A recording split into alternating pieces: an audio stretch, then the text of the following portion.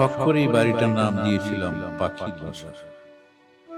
একসময় এখানে কিচির মিচির করে ডাকতো অনেক পাখি।